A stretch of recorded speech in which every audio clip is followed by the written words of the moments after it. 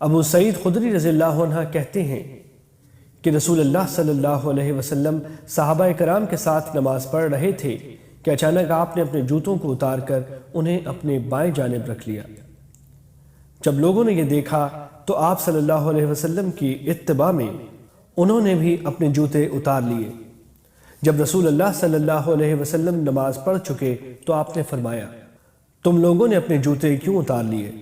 ان لوگوں نے کہا، ہم نے آپ کو جوتے اتارتے ہوئے دیکھا تو ہم نے بھی اپنے جوتے اتار لیے۔ اس پر رسول اللہ صلی اللہ علیہ وسلم نے فرمایا، میرے پاس جبرائیل علیہ السلام آئے اور انہوں نے مجھے بتایا کہ آپ کے جوتوں میں نجاست لگی ہوئی ہے۔ راوی کو شک ہے کہ آپ نے قذرہ کہا یا ازئی کہا، اور فرمایا، جب تم میں سے کوئی مسجد میں آئے تو اپنے جوتے دیکھ لیں، اگر ان میں نجاست لگی ہوئی نظر آئے تو اسے زمین پر رگڑ دے اور ان میں نماز پڑھے۔